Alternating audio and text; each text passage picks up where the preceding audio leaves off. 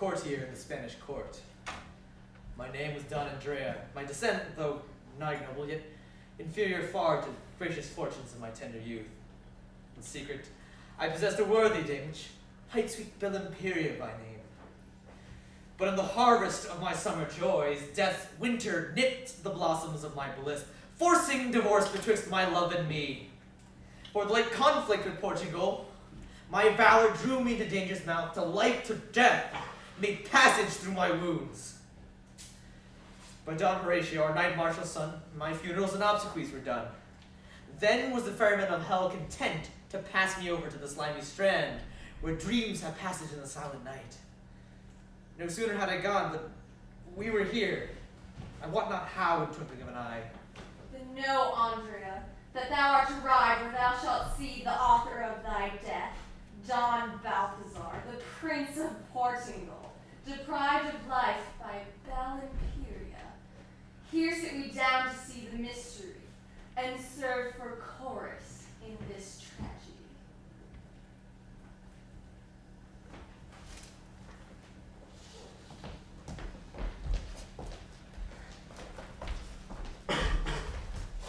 Now say, good Lord General, how fares our camp? All well, my sovereign liege, except those who are deceived by the fortune of war. But what portends thy cheerful countenance? And posting to our presence thus in haste? Speak, man, hath fortune given us victory? Victory, my liege, and that with little loss. Our Portugals will pay us tribute then. Tribute and wanted homage therewithal. Then blessed be heaven and guider of the heavens, from whose fair influence such justice flows. But General, unfold in brief discourse your form of battle and your war success. And adding all the pleasure of thy news unto the height of former happiness, with deeper wage and greater dignity we may reward thy blissful chivalry.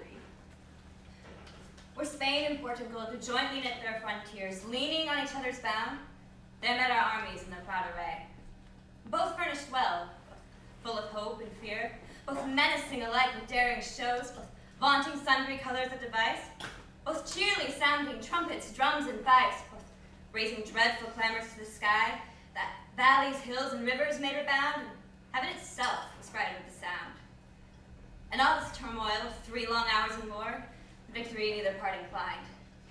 Till Don Andrea and his brave lancers in their main battle made so great a breach that half dismayed their multitude retired. But Balthazar, the Portugal's young prince, brought rescue and courage in the stay. Here hence the fight was eagerly renewed, and in that conflict was Andrea slain. Brave man at arms, but weak to Balthazar.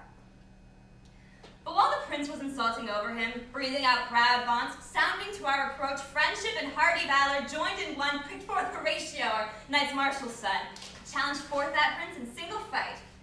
Not long twain these two the fight endured, but straight the prince was beaten from his horse and forced to yield him prisoner to his foe. When he was taken, all the rest they fled, and our carbines pursued them to the death. Thanks, good Lord General, for these good news and for some argument of more to come. Take this and wear it for thy sovereign's sake. But tell me now, hast thou confirmed a peace? No peace, my liege, but peace conditional. Let of homage tribute be well paid, the fury of your forces will be stayed, and to this peace their viceroy hath subscribed, and made a solemn vow that during life tribute shall be truly paid to Spain.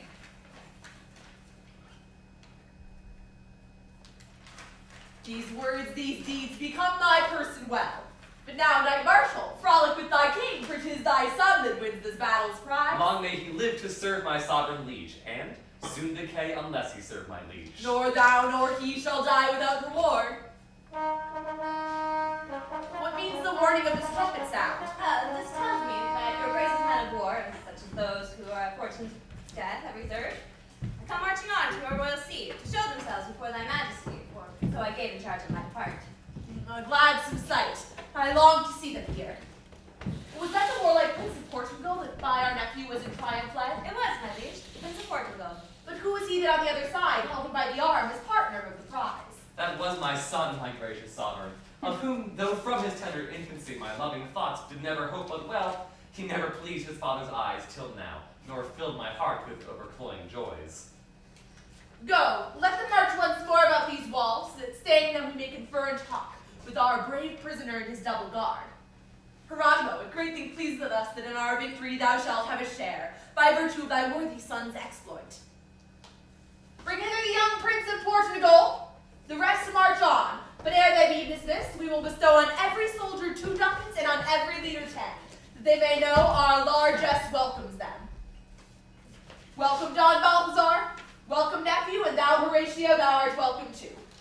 Young prince, although thy father's hard misdeeds deserve but evil measure at our hands, yet shalt thou know that Spain is honorable. The trespass that my father made in peace is now controlled by fortune of the wars, and cards once dealt, it boots not ask why so. His men are slain, a weakening to his realm. His colours seized, a blot upon his name. His son distressed, a corset to his heart. These punishments may clear his late offense. Aye, Balthazar, but if ye observe this truce, our peace will grow but stronger for these wars. Meanwhile, live thou, though not in liberty, yet free from bearing any servile yoke. For in our hearing thy deserts were granted, in our sight thyself art gracious. And I shall study to deserve this grace. But tell me, for their holdings make me doubt, to which of these twain art thou prisoner? To me, my liege.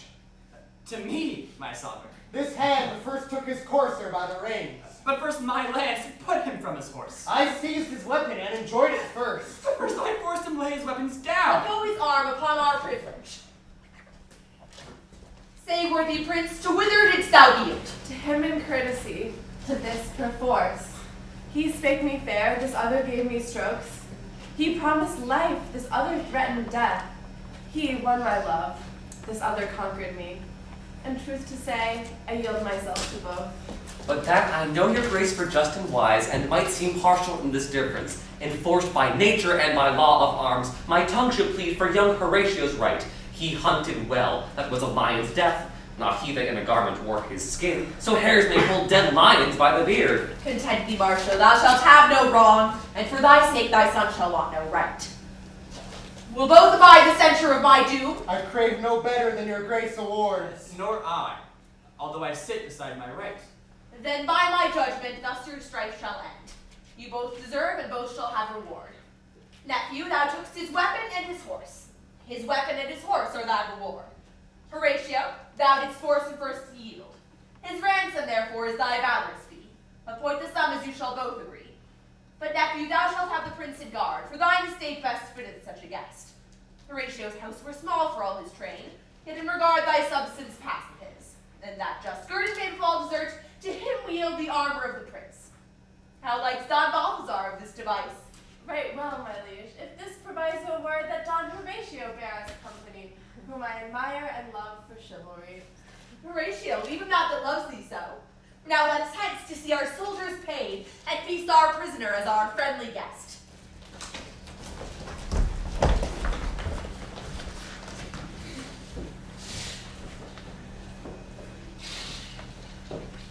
Senor Horatio, this is the place and hour wherein I must entreat thee to relate the circumstance of Don Andrea's death, who, living, is my garland's sweetest flower, and in his death hath buried my delights. Out of love for him and service to yourself, I nill refuse this heavy doleful charge, yet tears and sighs I fear will hinder me. When both our armies were enjoined in fight, your worthy cavalier, amidst the thickest, for glorious cause still aiming at the fairest, was at the last by young Don Balthazar encountered hand to hand. Their fight was long, their hearts were great, their clamors menacing, their strength alike, their strokes both dangerous. But wrathful Balthazar, that wicked power, brought in a fresh supply of halberdiers that punched Andrea's horse into the ground. Then, young Don Balthazar, with ruthless rage, taking advantage of his foe's distress, did finish what his halberdiers begun and left not till Andrea's life was done. Then, though too late, incensed with just remorse, I with my band set forth against the prince and brought him prisoner from his halberdiers. Would thou hadst slain him that so slew my love. But then, was Don Andrea's carcass lost? No, that was it which I chiefly strove for, nor stepped I back till I recovered him. But neither friendly Sorrow, sighs, nor tears could win pale death from his usurped right. Yet this I did, less I could not do. I saw him honored with due funeral. This scarf I plucked from his lifeless arm, and wear it in remembrance of my friend. I know the scarf. Would he had kept it still, for had he lived, he would have kept it still, and worn it for his Bel-imperia's sake, for 'twas my favorite his last depart. But now,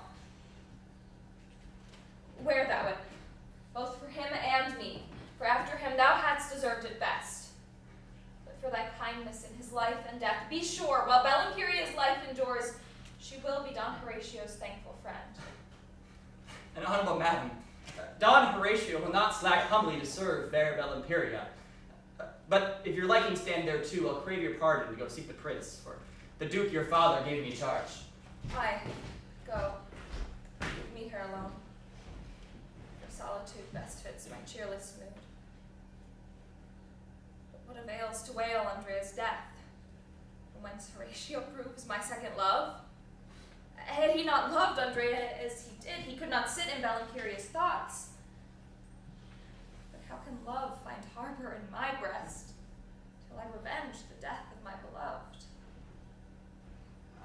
Yes, second love shall further my revenge. I'll love Horatio, Andrea's friend, the more to spite the prince that wrought his end. And where Don Balthazar that slew my love himself now pleads for favor at my hands, he shall, in rigor of my just disdain, reap long repentance for his murderous deed. For what was else but murderous cowardice? So many to oppress one valiant knight without respect of honor in the fight? Here he comes, that murdered my delight. Sister, what means this melancholy walk? That for a while I wish no company. But here the prince has come to visit you. That argues he lives in liberty. No, madam, but in pleasing servitude. Your prison, then, belike is your conceit. Aye, by conceit my freedom is enthralled. Then with conceit enlarge yourself again. What if conceit have laid my heart to gauge? Pay that you borrowed and recover it. I die if it return from whence it lies. A heartless man and live, a miracle. Aye, lady, love can work such miracles. Tush, tush, my lord. Let go these ambages, and in plain terms acquaint her with your love. A hoot's complaint when there's no remedy. Yes, to your gracious self must I complain, in whose fair answer lies my remedy, on whose perfection all my thoughts attend, on whose aspect mine eyes find beauty's bower, in whose translucent breast my heart is lodged. Alas, my lord, these are but words, of course, and but device to drive me from this place.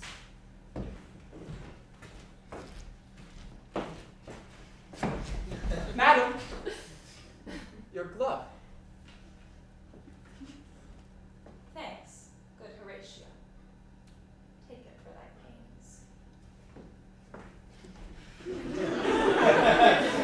Your Horatio stooped in happy time. I reaped more grace than I deserved or hoped. My lord, be not dismayed for what is past. You know that women oft are humorous. These clouds will overblow with little wind. Let me alone, I'll scatter them myself. Meanwhile, let's devise to spend the time in some delightful sports and reveling. The king, my lord, is coming hither straight to feast the Portugal ambassador. Things were in readiness before he came. Then here it fits us to attend the king, and welcome hither our ambassador, and learn my father and my country's health.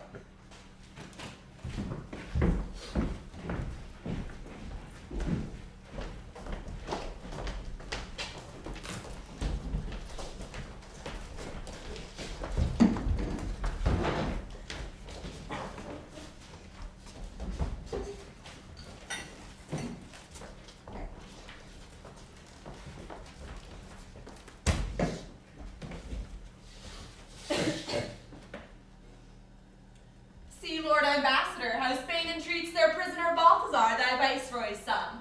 We pleasure more in kindness than in wars. Sad is our king in Portugal laments, supposing that Don Balthazar is slain. So am I slain by beauty's tyranny. You see, my lord, how Balthazar is slain.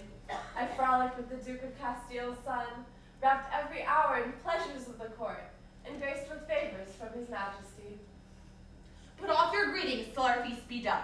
Now come and sit with us and taste our cheer. Young prince, sit down. You are our second guest. Brother, sit down, and nephew, take your place.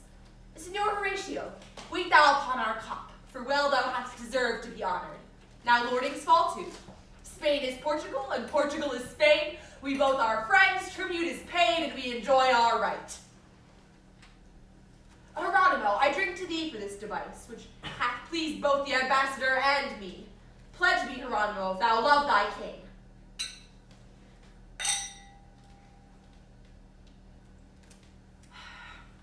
My lord, I fear we sit but over long, unless our dainties were more delicate. But welcome are you to the best we have.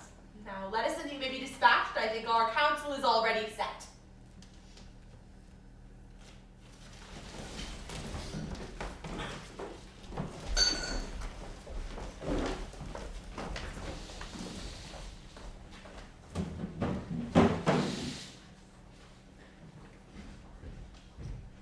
Come we for this from depth of underground, to see him feast that gave me my death's wound? These pleasurable sights are nothing but sorrow to my soul, nothing but league and love and banqueting. Be still, Andrea, ere we go from hence. I'll turn their friendship into fell despite, their love to mortal hate, their day to night, their hope into despair, their peace to war, their joys to pain, their bliss to misery.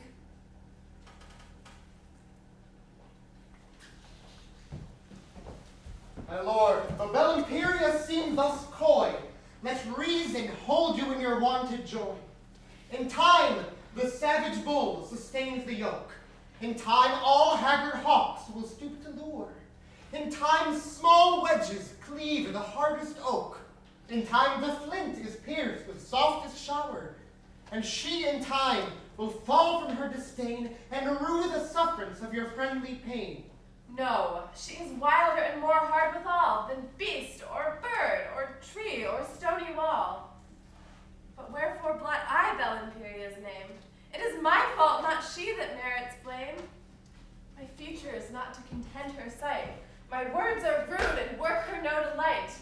My presents are not of sufficient cost, and being worthless, all my labors lost. But might she love me for my valiancy? Aye, but that's slandered by captivity. Yet might she love me to content her sire? Aye, but her reason masters his desire. Yet might she love me as her brother's friend? Aye, but I fear her hopes aim at some other end. Yet might she love me to uprear her state? Aye, but I fear she hopes some nobler mate. Yet might she love me as her beauty's thrall? Aye, but I fear she cannot love at all. My lord, for my sake, leave this ecstasy, and doubt not but we'll find some remedy. Some cause there is that lets you not be loved. First, this must needs be known, and then removed. What if my sister loves some other knight? My summer's day will turn to winter's night. I have already found a stratagem to sound the bottom of this doubtful theme. My lord, for once you shall be ruled by me. Hinder me not, whate'er you hear or see. By force or fair means will I cast about to find the truth of all this question out. O Pedringano! Senor! And Gibresto! Hath thou any service to command of me? I, Pedringano, serve of import, and not to spend the time in trifling words, thus stands the case. It is not long, thou knowst, since I did shield thee from my father's wrath, and since thou knowst how I have favored thee.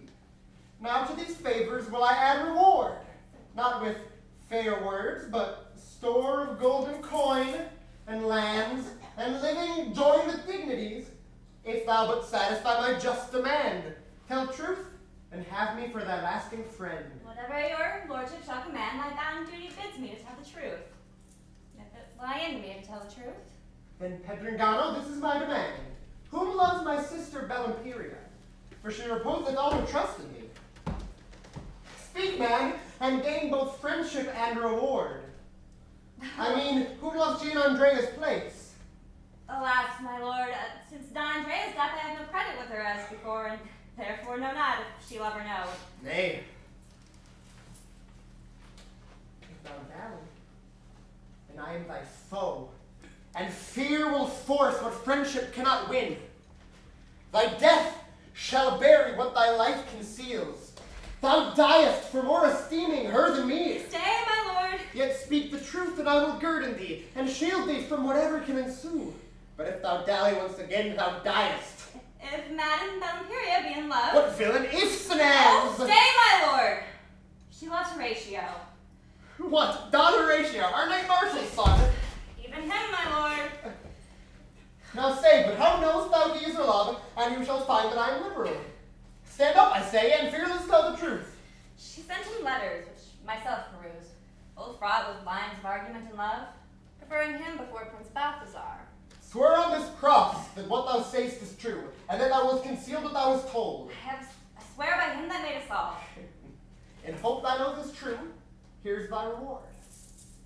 But if I prove thee perjured and unjust, this very blade whereon thou tookst thine oath shall be the worker of thy tragedy. What I have said is true, and for my part will still be concealed from Bel-imperia. Besides, your honor's liberality deserves my duteous service, even till death. Let this be all that you shall do for me. Be watchful when and where these lovers meet, and give me notice in some secret sort. I will, my lord. And you shall know that I am liberal. Thou knowst that I can more advance thy state than she. Be therefore wise, and fail me not. Go and attend her as thy custom is, lest your absence make her think thou dost amiss. Why so, tam armis quam ingenio, where words prevail not, violence prevails. But gold doth more than either of them both. How likes Prince Balthazar this stratagem? Both well and ill. It makes me glad and sad. Glad that I know the hinderer of my love. Sad that I fear she hates me whom I love. Glad that I know on whom to be revenged. Sad that she'll fly me if I take revenge. But must I take revenge or die myself? For love resisted grows impatient. I think Horatio be my destined plague.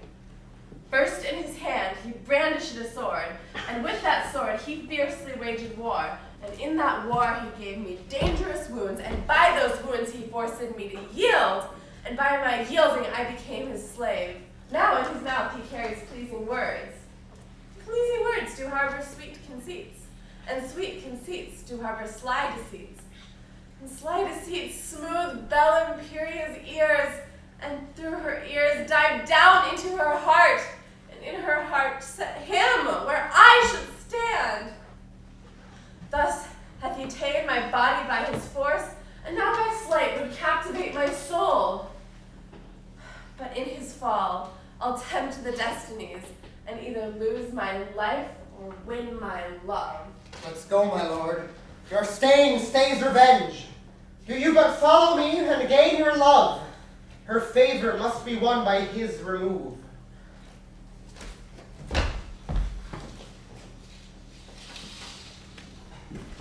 Now, madam, since by favor of your love, our hidden smoke turns to open flame, and that with looks and words we feed our thought, two chief contents where more cannot be had. Thus, in the midst of love's fair blandishments, why show you sign of inner relinquishments? My heart, sweet friend, is like a ship at sea. She wisheth port, where riding all at ease she may repair what stormy times have worn. And leaning on the shore may sing with joy, that pleasure follows pain and bliss annoy. Possession of thy love is the only port, wherein my heart with hopes and fears long tossed, each hour doth wish and long to make resort, there to repair the joys that it hath lost, and sitting safe to sing in Cupid's choir, sweetest bliss is crown of love's desire. Oh, sleep mine eyes, see not my love profaned. Be deaf my ears, hear not my discontent. Die, heart, another joys at what thou deservest. Watch still mine eyes, to see their love disjoined. Hear still my ears, to hear them both lament. Live, heart, to joy at fond Horatio's fall. Why stands Horatio speechless all this while? The less I speak, the more I meditate. But whereon dost thou chiefly meditate? Dangers past, and pleasures to ensue. On pleasures past and dangers to ensue. What dangers and what pleasures dost thou mean? On dangers of war, and pleasures of our love. On dangers of death, and pleasures none at all. Let dangers go.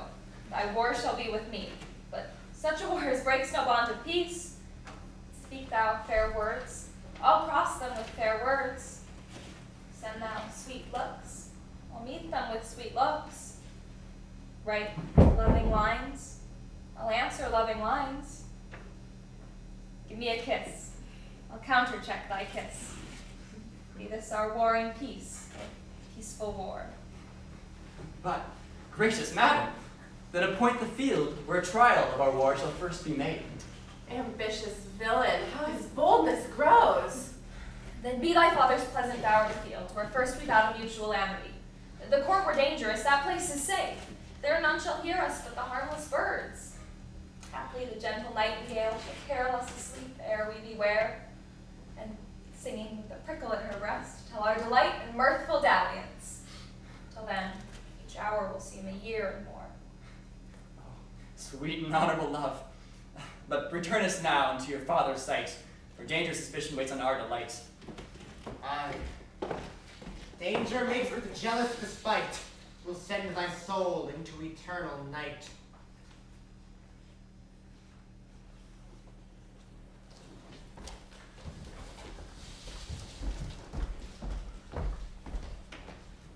Brother Castillo, to the prince's love, what says your daughter Bel-imperia? Although she coy it, as becomes her kind, and yet dissembles that she loves the prince, I doubt not I, but she will stoop in time. And were she froward, which she will not be, yet herein shall she follow my advice, which is to love him or forgo my love. Then, Lord and Ambassador of Portugal, advise thy king to make this marriage up for strengthening of our late confirmed league. I know no better means to make us friends. Her dowry shall be large and liberal. Besides that, she's daughter and half heir unto our brother here, Don Cyprian, and shall enjoy the moiety of his land. I'll grace her marriage with an uncle's gift. And this it is, in case the match go forward, the tribute which you pay shall be released. And if by Balthazar she have a son, he shall enjoy the kingdom after us. I'll make the motion to my sovereign liege and work it, if my counsel may prevail. Do so, my lord, and if he give consent, I hope his presence here will honor us in celebration of the nuptial day, and let himself determine of the time. Will it please your grace command me on the side? Commend me to the king, and so farewell. But where's Prince Balthazar to take his leave? That is performed already, my good lord. Amongst the rest of what you have in charge, the prince's ransom must not be forgot. That's none of mine, but his that took him prisoner. And well, his forwardness deserves reward. It was Horatio, our knight marshal's son. Between us there's a price already pitched, and shall be sent with all convenient speed. Then once again, farewell, my lord. Farewell, my lord of Castile, and the rest. Now, brother, you must take some little pains to win fair Bel-imperia from her will. Young virgins must be ruled by their friends. The prince is amiable and loves her well. If she neglect him and forego his love, she both will wrong her own estate and ours. Therefore, whilst I do entertain the prince with greatest pleasure that our court affords, endeavor you to win your daughter's thought. If she give back, all this will come to naught.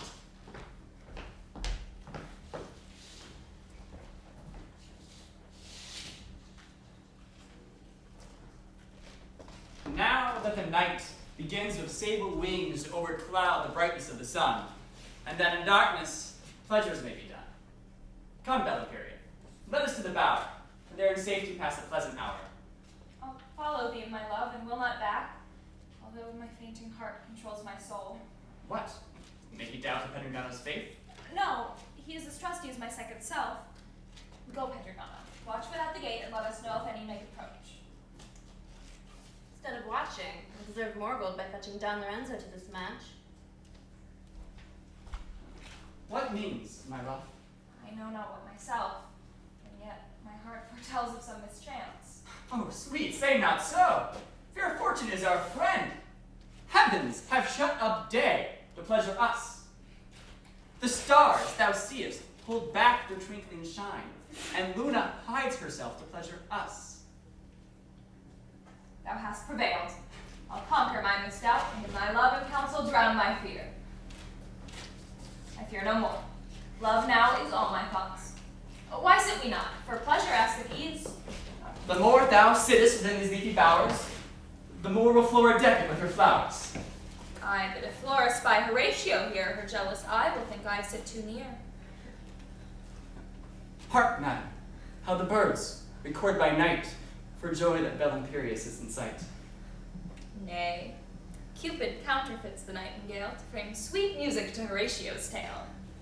And if Cupid sings, then Venus is not far. Aye, thou art Venus, or some fair star. If I am Venus, thou must needs be Mars.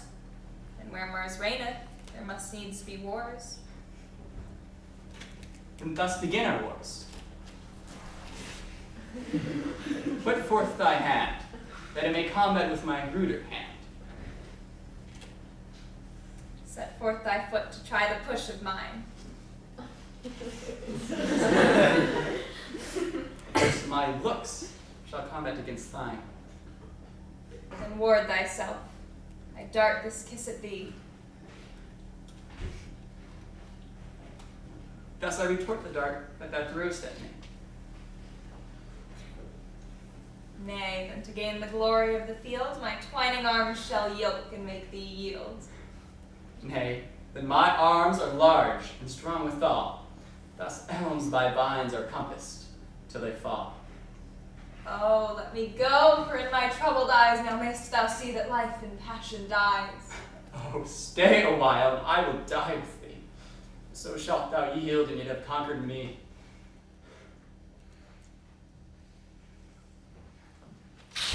Who's there? Pedringano? We are betrayed! My lord, away with her! Take her aside! Oh, sir, forbear! Your valor is already tried! Quickly dispatch, my masters! What? Will you murder me? Aye! And these are the fruits of love! Oh, save his life and let me die for him! Save him, brother! Save him, Balthazar! I loved Horatio, but he loved not me! But Balthazar loves Bel-imperia. Although his life were still ambitious proud, he is at the highest, now he is dead. Murder! Murder! Help, Hieronimo, help! Come, stop her mouth, away with her!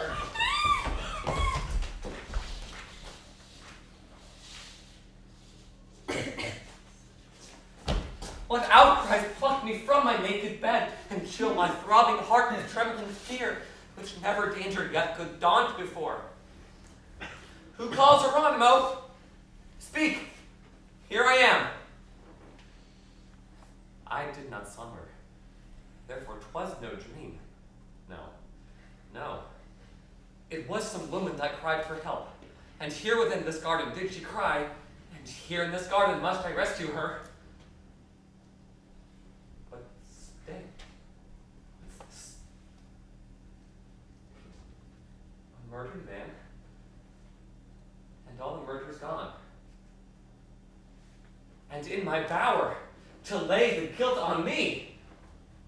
This place was made for pleasure, not for death. Those clothes you wear, I oft have seen.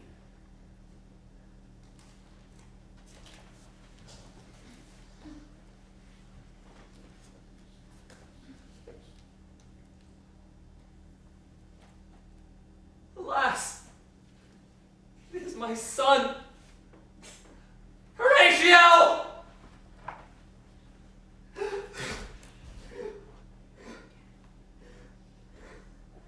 What savage monster, not of humankind, hath here been glutted with thy harmless blood, and left thy bloody corpse dishonored here for me, amidst these dark and deathful shades, to drown thee with an ocean of my tears? Speak, heavens! Why made you night to cover sin? By day this deed of darkness had not been. Oh, earth! Why didst thou not in time devour the wild profaner of this sacred bower? Oh, poor Horatio, what hadst thou misdone to lease thy life, ere life had new begun? Oh, wicked butcher, whatsoe'er thou wert, how couldst thou strangle virtue and desert?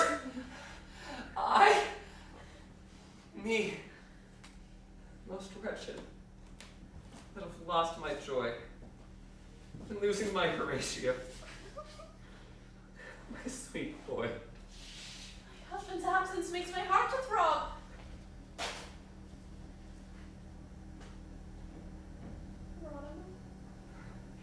Here, Isabella, help me to lament, for sighs are stopped, and all my tears are spent. What world of grief! My son Horatio! Where's the author of this endless woe? To know the author were some ease of grief, for in revenge my heart would find relief. And is he gone? And is my son gone too? Oh, gush out tears! Fountains and floods of tears! Low sighs and raise an everlasting storm. For outrage fits our cursed wretchedness. Sweet, lovely rose, ill-plucked before thy time, fair, worthy son, not conquered but betrayed. I'll kiss thee now, for words with tears are stayed.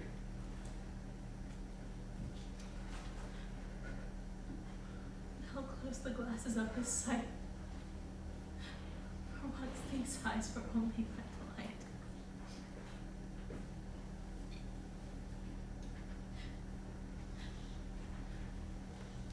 Seest thou this handkerchief besmeared with blood? It shall not from me until I have revenge.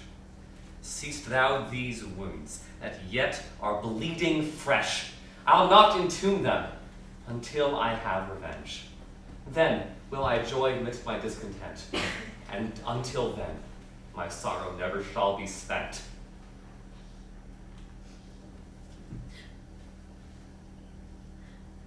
Are just. Murder cannot be hid. Time is the author both of truth and right, and time will bring this treachery to light.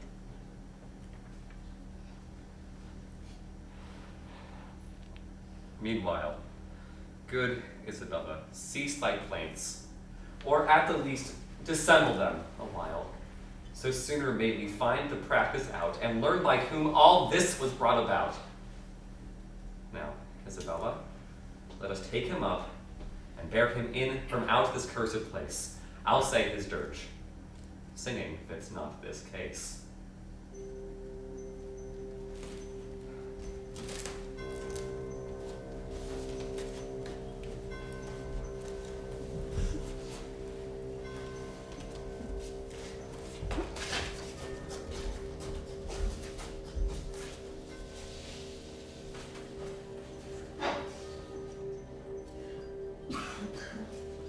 Broughst thou me hither to increase my pain? I look that Balthazar should have been slain, but 'tis my friend Horatio that is slain. And they abuse fair Bel-imperia, on whom I doted more than all the world, for she loved me more than all the world. Thou talks of harvest when the corn is green, the end is crown of every work well done. The sickle comes not till the corn be ripe. Be still, ere I lead thee from this place. I'll show thee Balthazar in heavy case.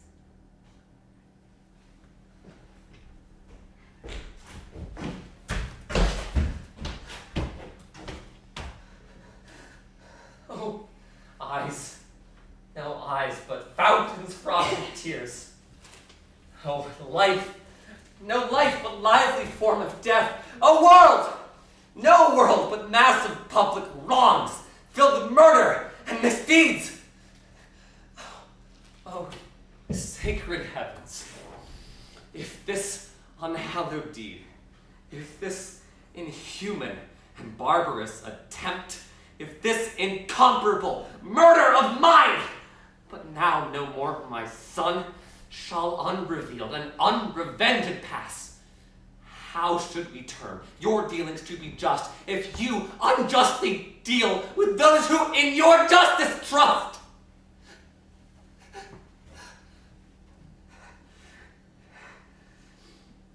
eyes. Life, world, heavens, hell, night, and day. Send me, some man that may... What's this? Tasha, it is not so.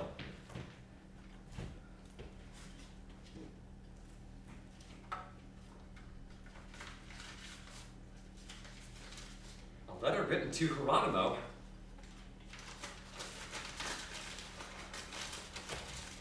For want of ink, receive this bloody writ.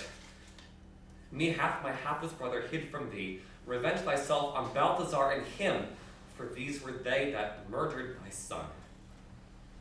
Hieronimo, revenge Horatio's death, and better fare than Bel-imperia doth. What means this unexpected miracle? My son slain by Lorenzo and the prince? What cause had they Horatio to malign? What might move thee, Bel-imperia, to accuse thy brother, had he been the mean? Hieronimo, beware. Thou art betrayed, and to entrap thy life this train is laid. Advise thee, therefore, be not credulous. This was devised to endanger thee, that thou by this Lorenzo shouldst accuse, and he, for thy dishonor done, should draw thy life in question, and thy name in hate. Dear was the life of my beloved son, and of his death behoves me be revenged. Then hazard not thine own, Hieronimo, but live to effect the resolution. I therefore will by circumstances try what I can gather to confirm this writ. Now, Pedringano, Now, Hieronimo, where's thy lady? I know not. Here's my lord. Oh now, who's this Hieronimo? I am my lord. He asketh for my lady Bel-imperia. What to do, Hieronimo? The Duke my father hath upon some disgrace, so I'll removed her hence. But if it be aught I may inform her of, tell me, Hieronimo, and then let her know it. Oh, no, I thank you, my lord, it shall not need. I had a suit unto her, but too late, and her disgrace makes me unfortunate. Why so, Hieronimo? Use me.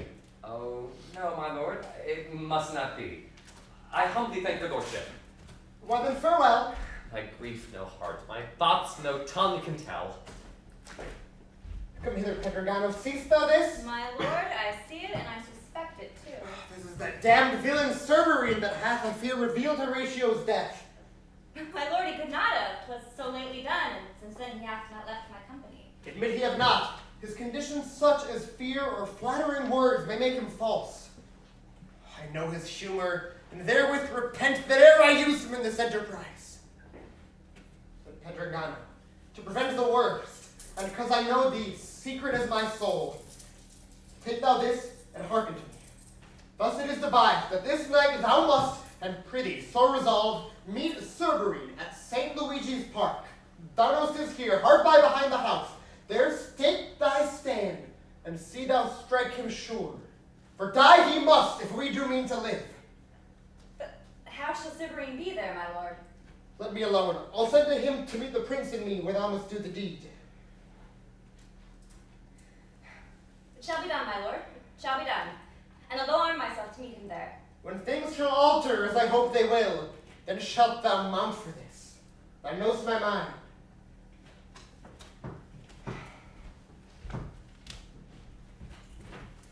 Hey, on! My lord? Go, Sirrah, to Serberine, and bid him meet the prince and me at St. Luigi's Park, behind the house, this evening, boy. I go, my lord. But, Sirrah, let the hour be 8 o'clock. Bid him not fail. I fly, my lord.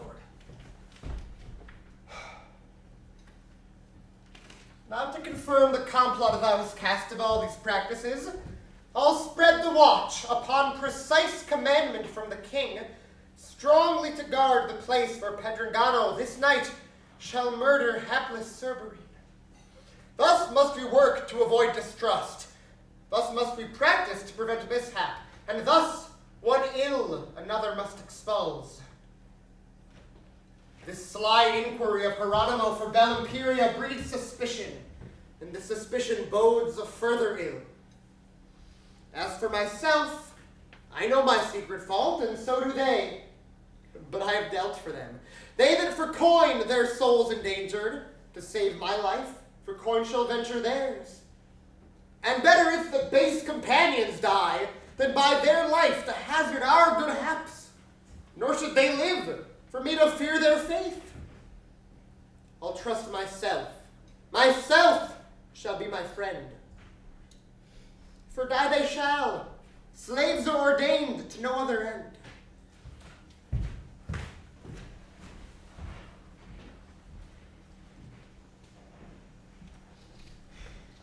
Now, Pedringano, bid thy pistol hold, and hold on fortune once more favor me.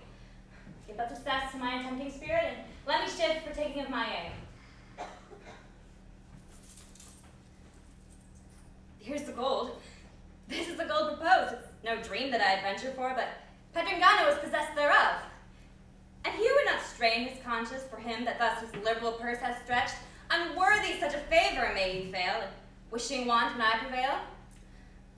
As for the fear of apprehension, I know if need shall be, my lord will protect me from ensuing harms. Besides, this place is free from all suspect. Here, therefore, will I stay and take my stand. I wonder much to what intent it is that we are thus expressly charged to watch. 'Tis by commandment in the king's own name. But we were never wont to watch and ward so near the Duke, his brother's house before. Content yourself. Stand close. There's someone in it. Here, Serberine, attend and stay thy pace. For here did Don Lorenzo's page appoint that thou by his command shouldst meet with him. How fit a place, if one were so disposed. Methinks this corner is to close with one. Here comes the bird that I must seize upon. Now, Pedringano, or never play the man. I wonder that his lordship stay so long, or wherefore should he send for me so late? For this, Serberine, and thou shalt have. So, there he lies. My promise is performed. Hark thee, good men, this is a pistol shot. And here's one slain. Stay the murderer! Oh, now by the stars of the souls in hell, who first lays hand on me? I'll be his priest. Sirrah, confess, and therein play the priest. Why hast thou thus unkindly killed the man? Why? Because he walked abroad so late. Come, sir, you had been better kept your bed than to have committed this misdeed so late. Come, to the marshals with the murderer. On to Hieronimo's, and help me here to bring the murdered body with us too. Hieronimo, carry me before who you will. Whatever he be, I will fight him and you. And do your worst, for I defy you all.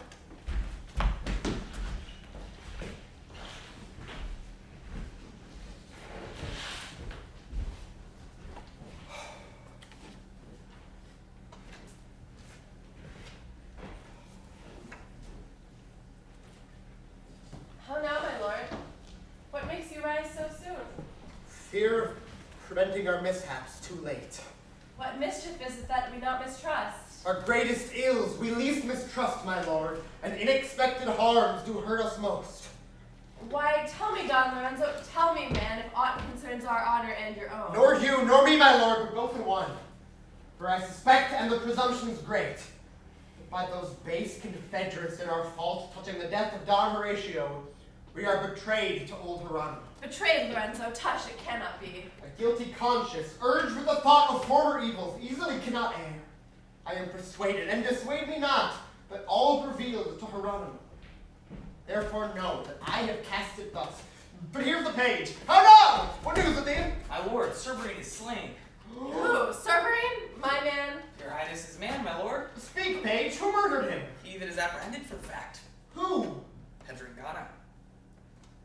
Is Serberine slain that loved his lord so well? Injurious villain, murderer of his friend. Hath Pedringano murdered Serberine? My lord, let me entreat you to take the pains to exasperate and hasten his revenge with your complaints unto my lord the king. This their dissension breeds a greater doubt. Assuredly, Don Lorenzo, he shall die, or else his highness hardly shall deny. Meanwhile, I'll haste the martial sessions, for die he shall for this his damned deed. Why so? His fits our former policy, and thus experience bids the wise to be. I lay the plot, he prosecutes the point. He runs to kill, whom I have hoped to catch, and no man knows it was my reaching fetch. 'Tis hard to trust unto a multitude, for anyone, in mine opinion, when men themselves their secrets will reveal. My lord, What's he? I have a letter to your lordship. From whence? From he that is imprisoned. So he is in prison. Aye, my lord. What would he give us? He writes us here to stand, good Lord, and help him in distress. Tell him I have his letters, know his mind, and what we may let him assure him of. This works like wax. Yet once more, try thy wits. Boy, go convey this purse to Pedringano. Thou knowest the prison. Closely give it him, and be advised that none be thereabout. Bid him be merry still, but secret. And though the martial sessions be today, let him not doubt of his delivery. Tell him his pardon is already signed, and thereon bid him boldly be resolved. For were he ready to be turned off, as 'tis my will, the uttermost be tried, thou with his pardon shalt attend him still. Show him this box, tell him his pardon's in it, but open it not, and if thou lovest thy life. But let him wisely keep his hopes unknown. He shall not want, while Don Lorenzo lives. Away. I go, my lord, I run. But sirrah, see that this be cleanly done.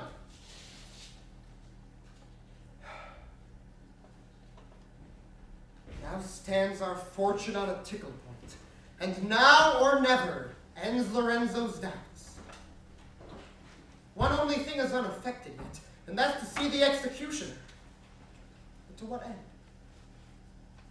I list not trust the air with utterance of our pretense therein, for fear the privy whispering of the wind convey our words amongst unfriendly ears that lie too open to advantages.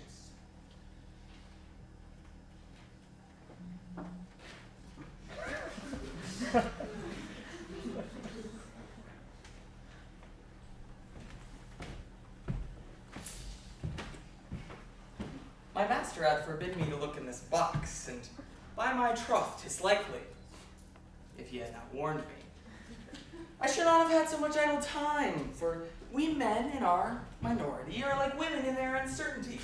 That which we are most forbidden we will soonest attempt, and so I now.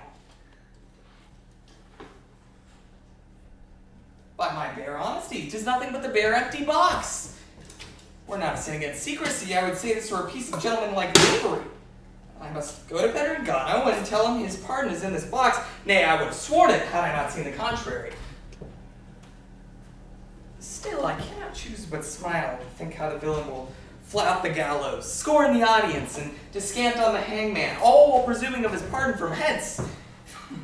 Will it not be an odd jest for me to stand and grace every jest he makes, all while pointing my finger at this box, as who would say, "Mock on! Here's thy warrant." Is it not a scurvy jest that a man should jest himself to death? Alas, poor Pedringano, I am in a sort sorry for thee, but if I am hanged with thee, I cannot weep.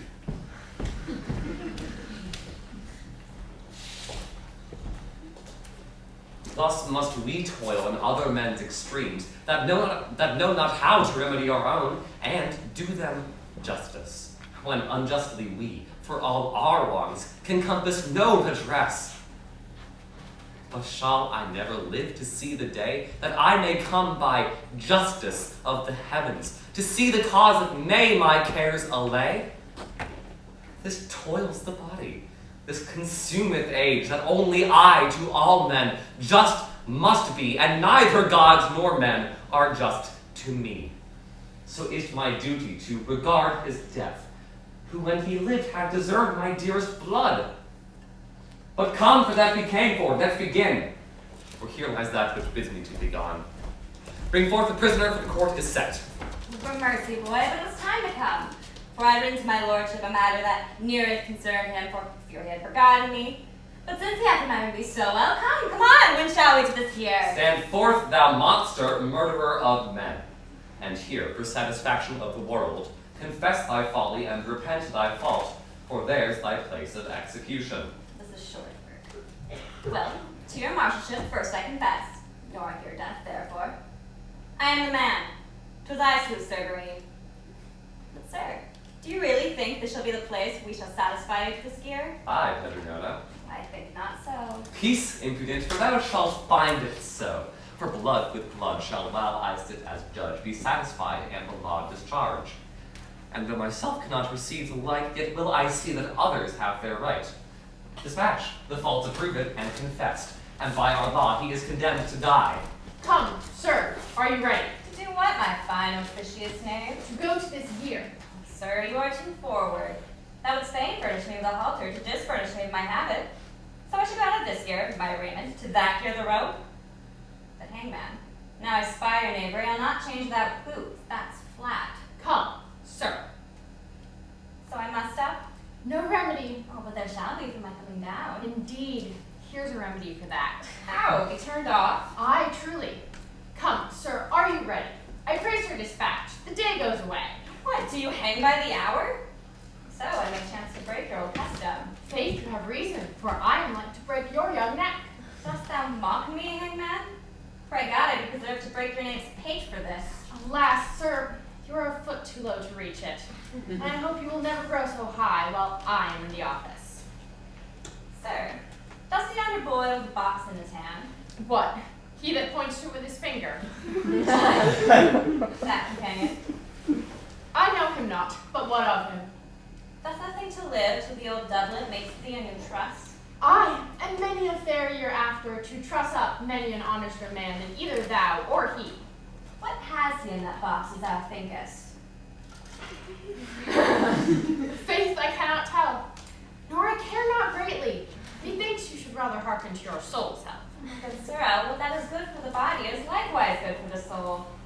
And maybe in that box is balm for both. Well, thou art even the merriest piece of men's flesh that ever groaned at my office door. Has your door become a roguery with a knave's name? Aye, and that shall all they witness to see you seal it with a thief's name.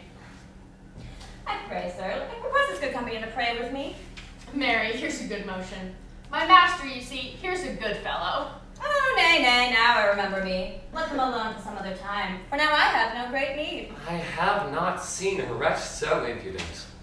Oh, monstrous times where murder sets so light, and where the soul that should be shrined in heaven solely delights in interdicted things, still wandering in the thorny passages that intercept itself of happiness.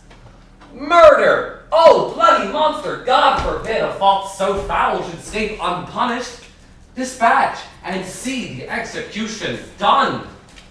This makes me to remember thee, my son. Oh, nay, soft, no haste.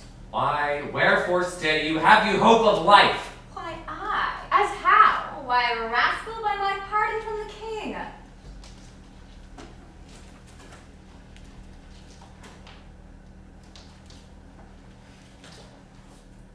Stand you on that? Then you shall off with this. So, executioner, convey him hence, but let his body be unburied. Let not the earth be choked or infect with that which heaven condemns and men neglect.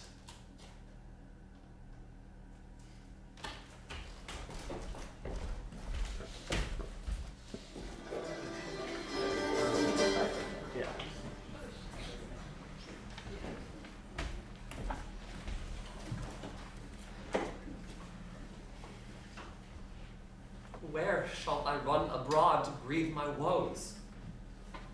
My woes, whose weight hath wearied the earth, or mine exclaims that have surcharged the air with ceaseless plaints for my deceased son. The blustering winds, conspiring with my words, at my lament, have moved the leafless trees, disrobed the meadows of their flowered green, made mountains marsh with springtides of my tears, and broken through the brazen gates of hell, yet still tormented is my tortured soul with broken sighs and restless passions that winged mount. And there, hovering in the air, do beat at the windows of the highest heavens, soliciting for justice and revenge. Yet they are placed in those imperial heights, where countermured with walls of diamond, I find the place impregnable, and they resist my woes, and give my words no way. Oh, Lord, sir! God bless you, sir! The man, sir! Pedringano, so full of merry conceits. What of him? Oh, Lord, sir, he went the wrong way. The fellow had a fair commission to the contrary. Here's his passport. I pray you, sir, we have done him wrong. I warrant you, give to me. Will you stand between the gallows and me? Aye. I thank you, Lord Worship. And yet, though somewhat nearer me concerns, I will, to ease the grief that I sustain, take truth with sorrow while I read on this. My lord, I write as mine extremes required, that you would labor my delivery. If you neglect, my life is desperate, and in my death I shall reveal the truth. You know, my lord, I slew him for your sake, and was confederate with the prince and you.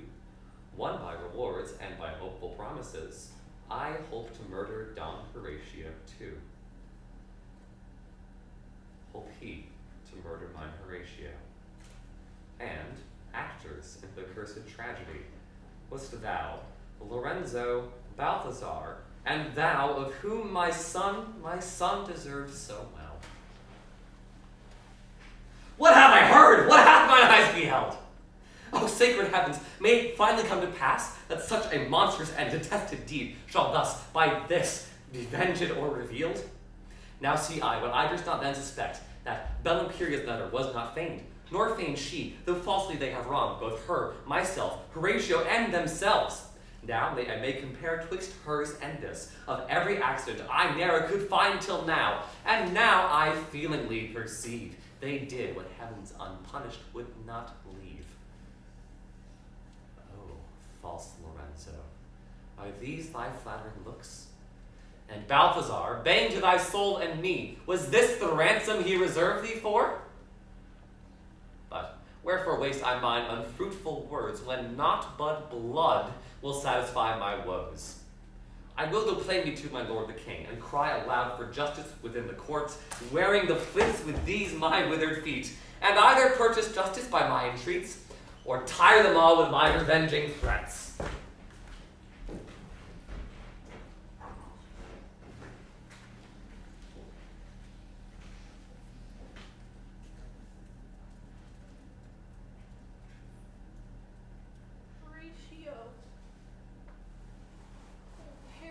Horatio! My soul. Poor soul. My soul has silver wings that mount me up unto the highest heavens. It's ahead. Aye, there sits my Horatio, backed with a troop of fiery cherubims, dancing about his newly heated wounds, singing sweet hymns and chanting heavenly notes.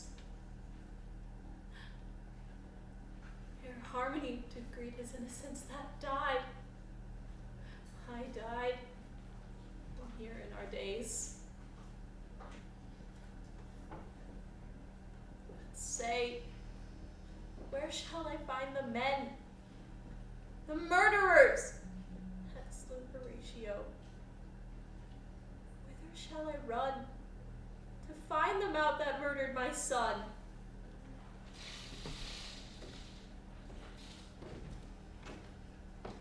What means this outrage that is offered me? Why am I thus sequestered from the court?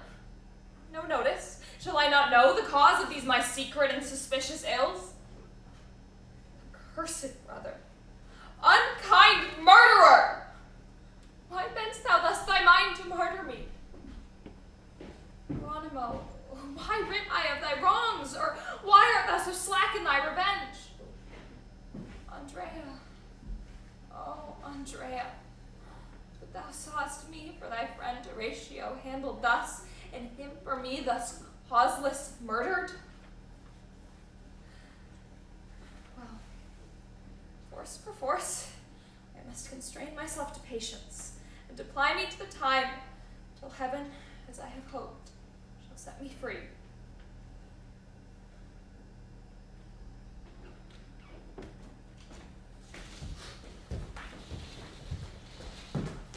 I talk no farther. Thus far things go well. Thou art assured thou sawest him dead. Or else, my lord, I live not. That's enough. As for his resolution in his end, leave that to him with whom he sojourns now. Here, Take my ring and give it to her man, and bid him let thy sister be enlarged, then bring her hither straight. I go, my lord. This that I did was for a policy, to smooth and keep the murder secret, which as a 9 days' wonder being o'erblown, my gentle sister will I now enlarge. In time, Lorenzo, for my lord the Duke, you heard, inquired for her yesterday. And why, my lord, I hope you heard me say sufficient reason why she kept away. My lord, that's all one. You love her. Aye. And in your love beware. Deal cunningly. Salve all suspicion. Only soothe me up. And if she haps to stand on terms with us, as for her sweetheart and concealment so, jest with her gently. Under feigned jest are things concealed that else would breed unrest. But here she comes. Now, sister! Sister? No. Thou art no brother, but an enemy. Else wouldst thou not have used thy sister so? First to affright me with thy weapons drawn, and with extremes abuse my company, and then to harry me like whirlwind's rage amidst a crew of thy confederates, and collect me up where none might come at me, nor I in any to reveal my wrongs. What madding fury did possess thy wits, or wherein is that I offended thee? Advise you better, Bel-imperia, for I have done you no disparagement, unless by more discretion than deserved I sought to save your honor and mine own. Mine honor? Why, Lorenzo, wherein is that I neglect my reputation so, as you or any need rescue it?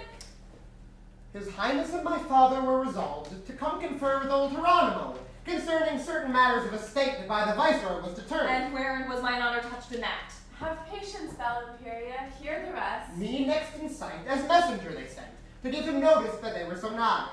Now when I came, consorted with the prince, and unexpected in an arbor there found Bel-imperia with Horatio. How then? Why then, remembering that old disgrace which you for Don Andrea had endured, and now were likely longer to sustain being found so meanly accompanied, thought rather, for I knew no readier mean, to thrust Horatio forth my father's way. And carry you obscurely somewhere else, lest that his highness may have found you there. Even so, my lord. And you are witness that this is true which he entreateth of? You, gentle brother, forged this for my sake, and you, my lord, were made his instrument? A work of worth worthy the noting too. But what's the cause that you concealed me since? Your melancholy, sister. Since the news of your first favorite Don Andrea's death, my father's old wrath hath exasperate. And better was for you being in disgrace, to absent yourself and give his fury place. But why had I no notice of his ire? But we're to add more fuel to your fire, who burned like Etna for Andrea's loss. Hath not my father then inquired for me? Sister, he hath, and thus excused I thee.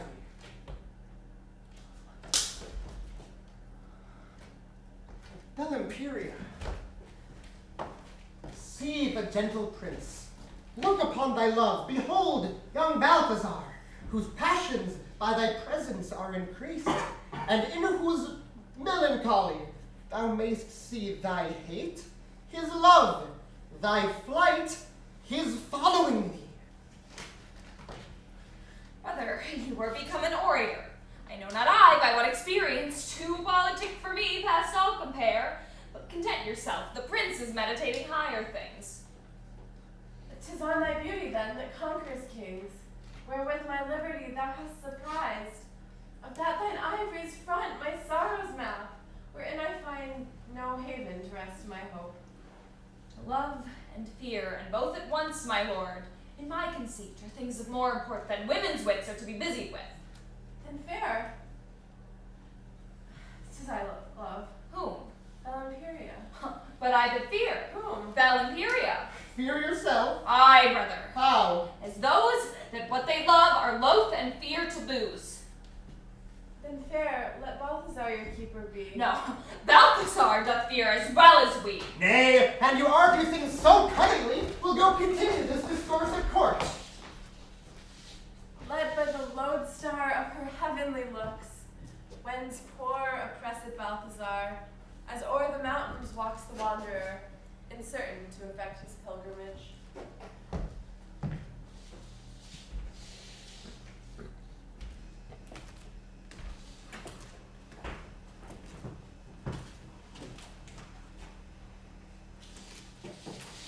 By your leave, sir. Thank good leave to have you. I pray you go, for I'll leave you if you can leave me so. Pray you, which is the next way, my lord the Duke's? The next way from me. To his house, I mean. Oh, hard by. 'Tis yon house that you see. You could not tell me if his son were there. Who, my lord Lorenzo? Aye, sir.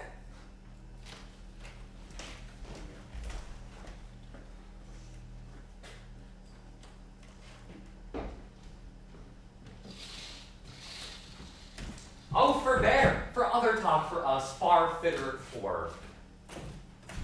But, if you be importunate to know the way to him, and where to find him out, then list to me, and I'll resolve your doubt. There is a path upon your left-hand side, that leadeth from a guilty conscience unto a forest of distrust and fear, a darksome place, and dangerous to pass. There shall you meet with melancholy thoughts, whose baleful humors, if you but uphold, it will conduct you to despair and death. Whose rocky cliffs, when you have once beheld, within a hugy dale of lasting night, that, kindled with the world's iniquities, doth cast up filthy and detested fumes. Not far from thence, where murderers have built a habitation for their cursed souls, there, in a brazen cauldron fixed by Jove in his fell wrath upon a sulphur flame, yourselves shall find Lorenzo, bathing him in boiling lead and blood of innocence. Why, ha ha ha, good ha ha ha, farewell ha ha ha. Doubtless this man is passing lunatic, or imperfection of his age doth make him dote. Well, I'm away to seek my lord the Duke.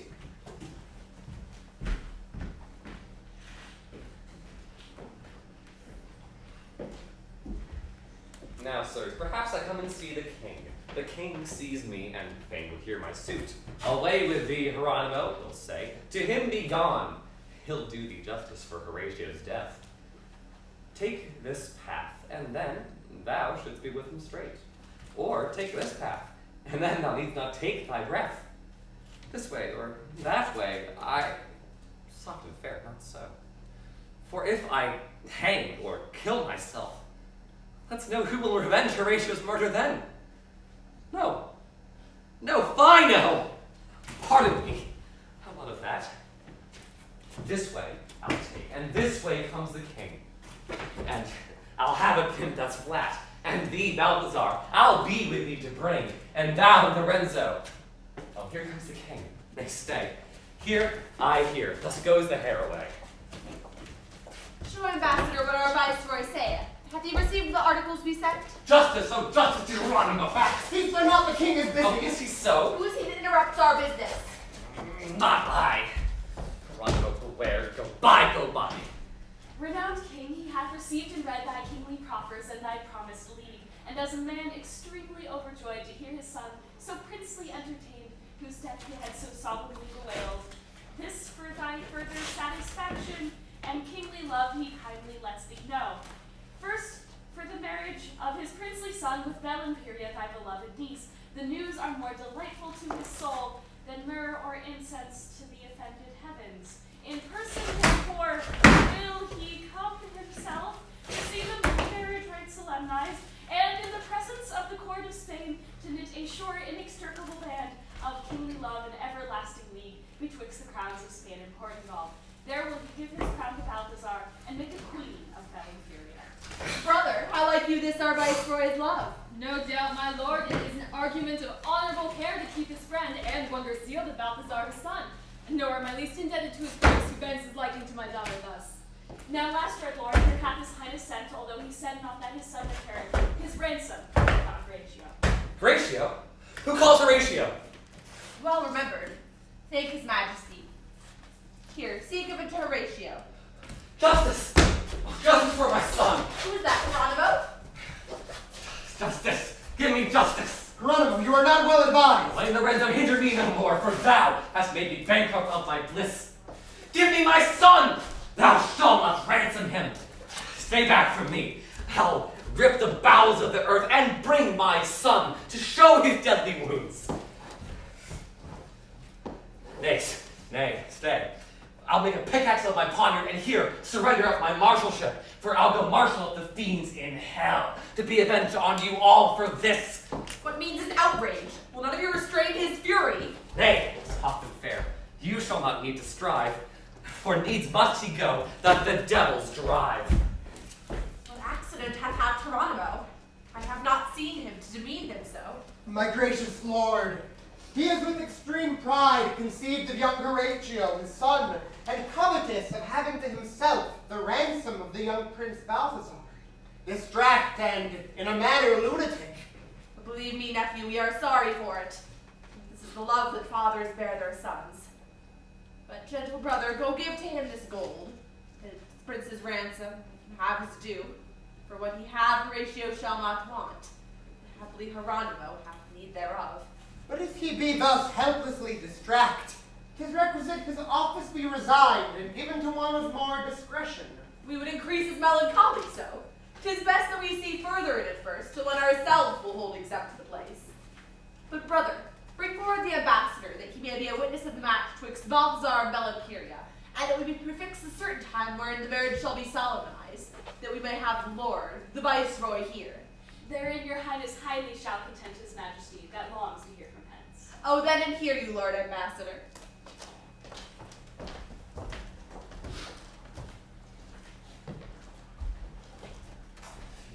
Deeks on me, aye, heaven's will be revenged of every ill, nor will they suffer murder unrepaid. And stay, Hieronimo, attend thy will, for mortal men may not appoint their time. Heaven covereth him that hath no burial, and to conclude, I will revenge his death. But how? Not as the vulgar wits of men with open yet inevitable ills, as by a secret, a certain mean, which under kinship will be cloaked best. Then will I rest me in unrest, dissembling quiet in unquietness, not seeming that I know their villainies, that my simplicity may make them think that ignorantly I will let all slip. For ignorance, I wot, and well they know. Nor aught it avails me to menace them, who as a wintry storm upon a plain shall bear me down with their nobility. No. No, Hieronimo. Thou must enjoin thine eyes to observation, and thy tongue to milder speeches than thy spirit affords, thy heart to patience, thy hands to rest, thy cap to courtesy, and thy knee to bow, until to revenge thou shouldst know when, where, and how. Come out! What noise? What coil is it that you keep? Here are a sort of poor petitioners, and that are importunate, and it should please you, sir, that you should plead their cases to the king. That I should plead their several cases. Why, let me see them, and let them enter. So, I tell you this, for learning and for law, there is no greater advocate in Spain that can prevail, or will take half the pain that he will in pursuit of equity. Come near, ye men that thus importune me. Now must I bear a face of gravity, for I used before my marshalship to plead in cases as corregidor. Come near, sirs, what's the matter? Sir, an action. Of battery? Mine of Give debt. place. No, sir, mine is the action of the case. Content you, sirs. Are you determined that I should plead your action? Aye, sir, and here's my declaration, and here's my bond, and here's my lease. But wherefore stands yon silly man so mute, with mournful eyes and hands to heaven upreared? Come hither, father, let me know thy case.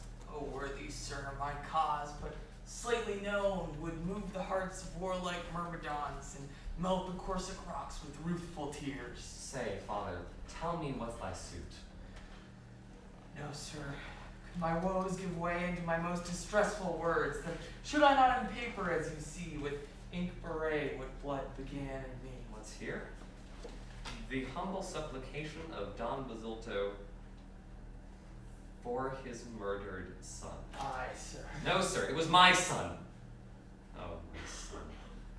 Oh, my son, Horatio. But mine, or thine, Basilto, be content. And here, take my handkerchief to wipe thine eyes, whilst wretched I in thy mishaps may see the lively portrait of my dying self. Oh. No, not this. Horatio, this was thine. And when I dyed it in thy dearest blood, This was a token twixt thy soul and me, that of thy death revenged I should be.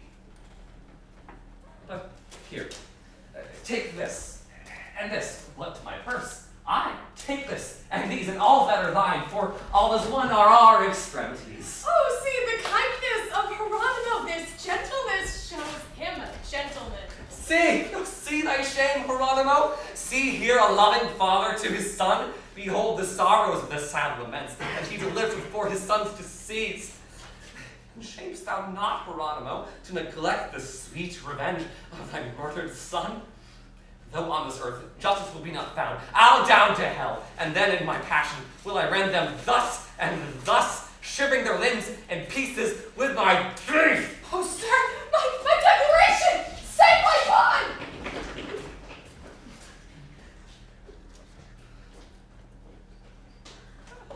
Save my bond!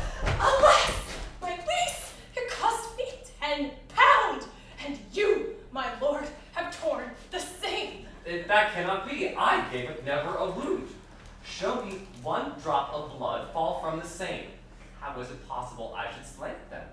Touch no, run after. Catch me if you can.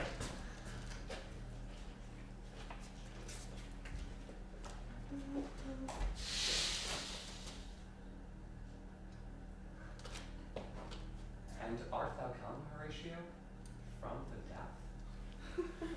death? To tell thy father thou art unrevenged?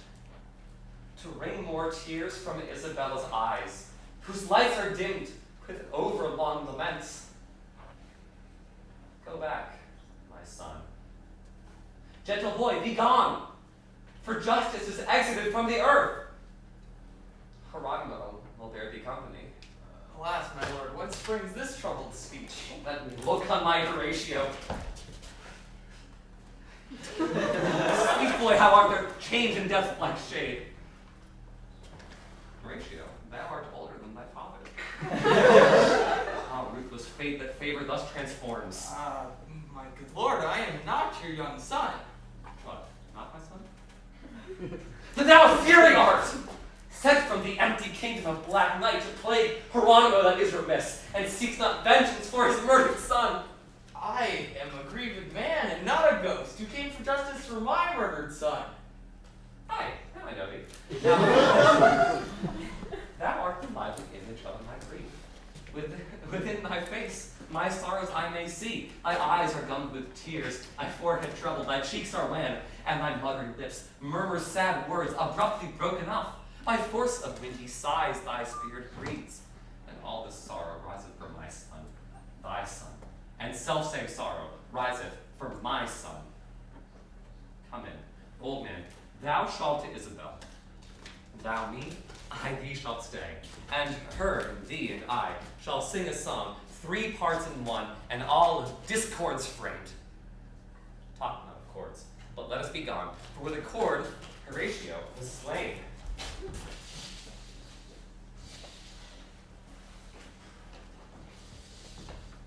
Brother, now to meet these Portuguese, for as we now are, so sometimes were these.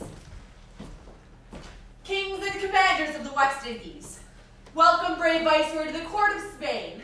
'Tis not unknown to us for why you come, or have so kingly crossed the seas.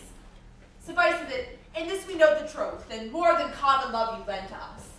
So it is, beseems us now that it be known, mine honorable niece, Bel-imperia, already is betrothed to Balthazar, and by appointment and our condescent, tomorrow are they to be married.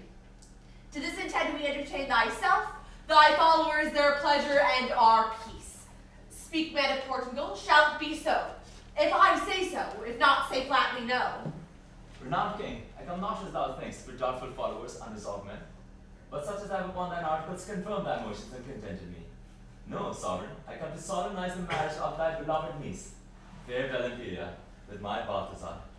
With thee, my son, whom said I live to see. Here, take my crown. I give it her and thee, and let me live a solitary life in ceaseless praise. To think how strange thee had heaven thee preserved. See, brother, see how nature strives in him. Come, worthy viceroy, accompany thy friend with thine extremities. A place more private fits this princely mood. Oh, yeah, oh, yeah, highness. Nay, stay, Lorenzo. Let me talk with you. thou this entertainment of these kings? I do, my lord, enjoy to see the same. And knowst thou why this meeting is? For her, my lord, whom Balthazar doth love, and to confirm their promised marriage. She is thy sister. Who, Bel-imperia? I, my gracious lord, and this is the day that I have longed so happily to see. Thou wouldst be loath that one fault of yours should intercept her in her happiness, then. Heavens would not let Lorenzo err so much. Why then, Lorenzo, listen to my words. It is suspected, and reported too, that thou, Lorenzo, wrongest Hieronimo, and in his suits towards his majesty still keeps him back and seeks to cross his suits. But I tell thee, son, myself have heard it said. When to my sorrow I have been ashamed to answer for thee, though thou art my son. Lorenzo, knowst thou not the common love and kindness that Hieronimo hath won by his deserts within the court of Spain? Or seest thou not the king my brother's care in his behalf, and to procure his health? Lorenzo, shouldst thou thwart his passions, and he exclaim against thee to the king? What honor of words in this assembly? Or what a scandal word among the kings to hear Hieronimo exclaim on thee? Tell me, and look thou tell me truly too. Whence grows the ground for this report in court? My lord, it lies not in Lorenzo's power to stop the vulgar liberal of their tongue. A small advantage makes a water breach, and no man lives but long contenteth all. Myself have seen me busy to keep back him and his supplications from the king. Yourself, my lord, hath seen his passions, that ill beseemed the presence of a king. And for I pitied him in his distress, I held him hence with kind and courteous words, as free from malice to Hieronimo as to my soul, my lord. Hieronimo, my son, mistakes thee then. My gracious father, believe me, so he doth. But what's a silly man, distract in mind to think upon the murder of his son? Alas, how easy it is for him to err. But for his satisfaction and the world's, 'twere good, my lord, that Hieronimo and I were reconciled, if ye misconster me. Lorenzo, thou hast said, it shall be so. Go, one of you, and call Hieronimo. O Bel-imperia, her's ease and sovereign of my bliss, since heaven hath ordained thee to be mine, disperse those clouds and melancholy looks, with those thy sun-bright eyes, wherein heaven's fair beauty lies. My looks, my lord, are fitting for my love, which, when begun, can show no brighter yet. Your kindled flames should burn as morning sun. But not too fast, lest eaten all be done. I see my lord thy father. Truce, love, I'll go salute him. Welcome, Balthazar. Welcome, brave prince, the pledge of Castile's peace. And welcome, Bel-imperia. Oh, how now, girl? Why comest thou sadly to salute us thus? Content thyself, for I am satisfied. It is not now as when Andrea lived. We have forgotten and forgiven that. And thou art graced with a happier love. But Balthazar, here comes Hieronimo. I'll have a word with him. Where's the Duke? Yonder. Even so. What new device of they deviseth?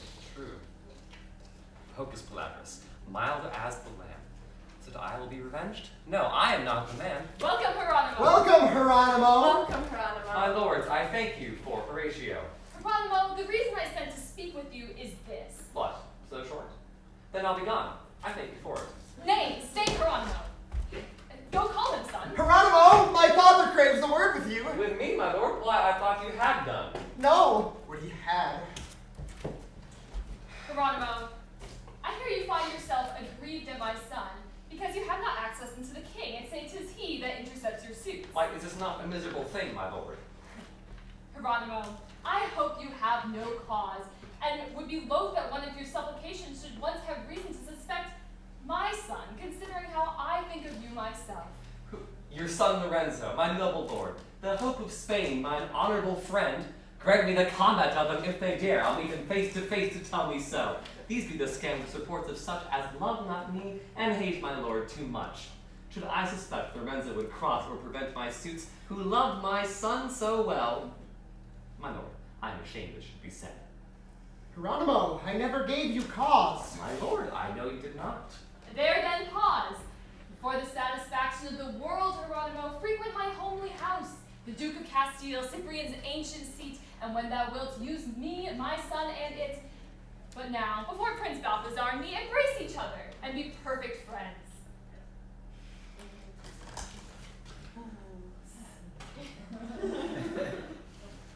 Friends, quoth he, I I marry my lord, and shall, especially with you, my lovely lord, for divers causes it is fit for us that we be friends.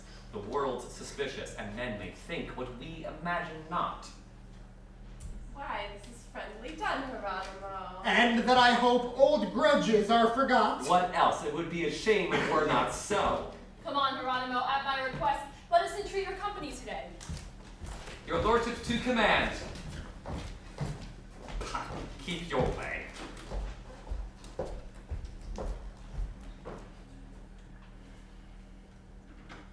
Revenge, awake! Awake for why? Awake, Revenge, for thou art ill-advised to sleep. What? Thou art warned to watch. Content thyself and do not trouble me. Awake, Revenge, if love, as love hath get the power or prevalence in hell. Hieronimo with Lorenzo is joined in league and intercepts our passage to revenge. Awake, Revenge, or we are woe begone. Thus worldlings ground what they have dreamed upon. Content thyself. Though I sleep, yet is my mood soliciting their souls. Suffice it thee that poor Hieronimo cannot forget his son Horatio, nor dies revenge, although he sleep a while. For in unquiet, quietness is feigned, and slumbering's a common worldly while.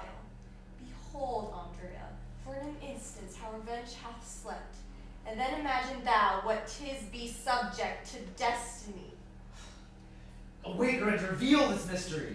Lo, the first two nuptial torches bore, burning brightly as the midday sun, but after them revenge doth high as fast, and blows them out and quenches them in blood, as discontent that things continue so. Suffice me, thy meaning's understood. Thanks to thee and those infernal powers, I'll not tolerate a lover's woe. Rest thee, for I will sit to see the rest. Then argue not, for thou hast thy request.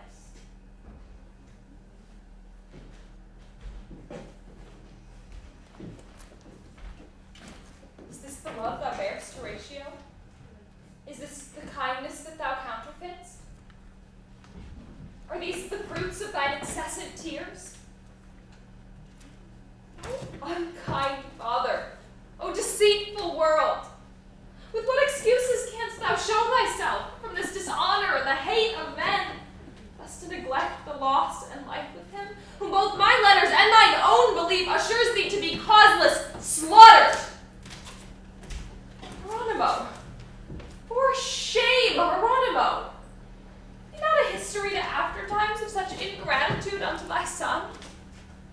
Unhappy mothers of such children then, but monstrous fathers to forget so soon the death of those whom they with care and cost have tendered so, thus careless should be lost. Myself, a stranger in respect of thee, so loved his life as still I wish their deaths, nor shall his death be unrevenged by me, although I bear it out for fashion's sake. For here I swear, in sight of heaven and earth, shouldst thou neglect the love thou shouldst retain, and give it over, and devise no more, myself should send their hateful souls to hell, that wrought his downfall with extremest death. But may it be that Bel-imperia vows such revenge as she hath deigned to say? Why, then, I see heaven applies our drift, and all the saints do sit soliciting for vengeance on those cursed murderers. Madam, 'tis true, and now I find it so. I found a letter written in your name, and in that letter how Horatio was slain. Pardon, oh pardon my fear and care, Bel-imperia, at not believing it. Nor think I, thoughtless, think upon a mean to let his death be unrevenged at full. And so here I vow, so you but give consent, and will conceal my resolution, I will ere long determine of their deaths, that causeless thus have murdered my son. Hieronimo, I will consent, conceal, and aught that may affect far thine avail, join with thee to revenge Horatio's death. On then, and whatsoever I devise, let me entreat you, grace my practices, for by the plots already in mine head. Here they are. How now, Hieronimo? What, courting Bel Bel-imperia. I, my lord, such courting as I promise you, she hath my heart. But you, my lord, have hers. But now, Hieronimo, or never, we are to entreat your help. My help? Why, my good lords, assure yourselves of me, for you have already given me cause. Aye, by my faith have you. It pleased you at the entertainment of the ambassador to grace the king so much as with a feast. Now, were your studies so well furnished as for the passing of the first night's sport, to entertain my father with a show or any such like pleasing motion. Assure yourself it would content them well. Is this all? Aye, this is all. Why then, I'll fit you, say no more. When I was young, I gave my mind and applied myself to fruitless poetry, which, though it profit the professor not, yet it is passing pleasing to the world. And how for that? Marry, my good lord, thus, and yet methinks you are too quick with us. When in Toledo there I studied, it was my chance to write a tragedy, see here, my lords, which long forgot I found this other day. Now, would your lordships but favor me so much as but to grace me with your acting in it? I mean each one of you to play a part. Assure yourself, it would prove most passing strange and wondrous plausible to that gathered assembly. What, would you have us play a tragedy? Why, Nero thought it no disparagement, and kings and emperors have taken delight to see the experience of their wits made in plays. Nay, Hieronimo, be not angry. The prince but asked a question. Hieronimo, and you be in earnest, I'll make one. And I another. Now, my good lord, could you entreat your sister Bel-imperia to make one? For what's a play without a woman in it? A little entreaty shall serve me, Hieronimo, for I must needs be employed in your play. Why, this as well. I tell you, my lords, it was determined to have been acted by gentlemen and scholars too, such as could tell what to speak. And now it shall be played by princes and courtiers, such as can tell how to speak. If, as it is our country manner, you but let us know the argument. That shall I roundly. The Chronicles of Spain record this written of a knight of Rhodes, who was betrothed and wedded at the length to one Persetta, an Italian dame, whose beauty ravished all that her beheld, especially the soul of Solomon, who at the marriage was the chiefest guest. By sundry means sought Solomon to win the heart of Persetta, and could not gain the same. Then again he brake his passions to a friend, one of his bashaws, whom he held full dear. Her had this bashaw long solicited, and saw she was not otherwise to be won but by her husband's death, this knight of Rhodes, whom presently by treachery he slew. She, stirred with an exceeding hate therefore, as cause of this, slew Solomon, and to escape the bashaw's tyranny, did hang herself, and thus the tragedy. Oh, excellent. But say, Hieronimo, what then became of him that was the bashaw? Oh, Mary, thus, moved with remorse of his misdeeds, ran to a mountain top and slew himself. Which of us is to perform that part? Oh, that will I, my lords, mark you. For I will play the murderer. I already have conceited that. What shall I? Great Solomon, the Turkish emperor. And I? Erastus, the knight of Rhodes. And I? Persetta, chaste and resolute. And here, my lords, are several abstracts drawn for each of you to note your parts and act it as occasions offered you. You, my lord, must provide yourself with a black mustachio, a Turkish cap, and a falcon. You, my lord, to bard it as like to a knight of Rhodes. And you, madam, which to your discretion shall seem best. And as for me, my lords, I'll look for one, and with the ransom that the viceroy sent, so furnish and perform this tragedy, as all the world shall say, Hieronimo was liberal in gracing of it so. Hieronimo, methinks a comedy were better. Comedy, fine! Comedies are fit for common wits, but to present a kingly troupe withal, give me a stately written tragedy containing matter and not common things. My lords, all this must be performed as fit for the first night's revelling. The Italian tragedians were so sharp of wit that in 1 hour's meditation they would perform anything in action. And well it may, for I've seen the like in Paris amongst the French tragedians. In Paris, mass, and well remembered. There's one thing more that rests for us to do. What's that, Hieronimo? Forget not anything. Each one of us must act his part in unknown languages, that it may breed the more variety. As you, my lord, in Latin, I in Greek, you in Italian, and for because I know that Bel-imperia hath practiced the French, in courtly French shall all her phrases be. You mean to try my cunning then, Hieronimo? Why, this shall be a mere confusion, and hardly shall we all be understood. It must be so, for the conclusion shall prove the invention and all was good. And I myself in an oration, and with a strange and wondrous show that I will have there behind the curtain, assure yourself, shall make the matter known. And all shall be concluded in one scene, for there's no pleasure taken in tediousness. How like you this? Why thus, my lord, we must resolve to soothe his humors. On then, Hieronimo, farewell till soon. You'll ply this gear? I warrant you. Why then so?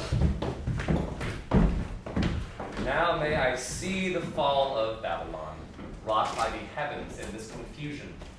And if the world like not this tragedy, then hard is the hap of old Hieronimo.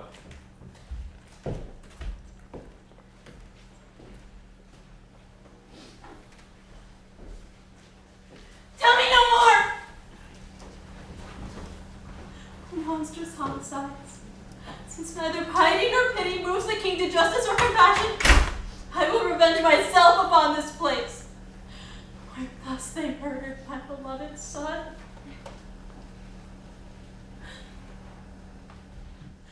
Down these branches and these loathsome boughs of this unfortunate fatal pine! Down them, Isabella! Rend them up, and burn the roots from whence the rest is sprung. I will not leave a root, a stump, a tree! No written blossom nor a leaf! No, not an herb within this garden plot. The cursed cumblot of my misery. Fruitless forever may this garden be, barren the earth, and blissless whosoe'er imagines not to leave it unmanured. An eastern wind, commixed with noisome air, shall blast the plants and the young saplings. The earth with serpents shall be pestered, and passengers for fear to be infected shall stand aloof, and for fear to be infected shall stand aloof, and looking at it tell, there, murder! Died the son of Isabel. I hear he died, and hear him embrace. See where his ghost solicits with his wounds, revenge on her that should revenge his death. Hieronimo, make haste to see thy son. Make haste, Hieronimo, to hold excuse thy negligence in pursuit of their deaths, whose hateful wrath bereaved him of his breath. Oh nay, thou dost delay their deaths. Forgives the murderers of thy noble son, and none but I bestir me, to no end. And as I curse this tree from further fruit, so shall my womb be cursed for his sake. And with this weapon will I wound the breast, the hapless breast, that gave Horatio song.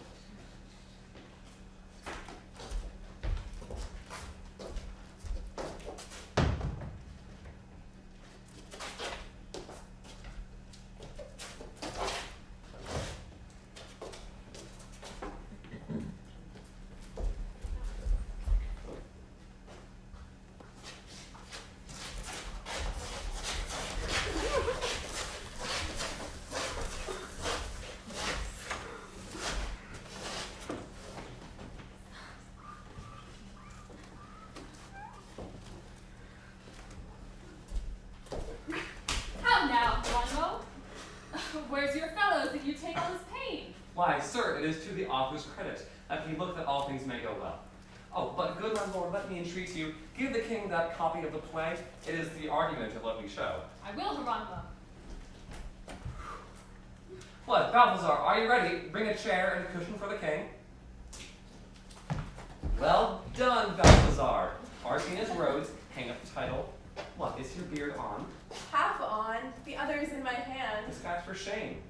Why are you so long? Bethink thyself, Hieronimo. Recall thy wits, and recount thy wrongs thou hast received by murder of thy son. And lastly, not least, how Isabel, once his mother and thy dearest wife, all woe begone for him, hath slain herself. Behooves thee then, Hieronimo, to be revenged. The plot is laid to thy revenge. On then, pursue revenge, for nothing wants but acting of revenge.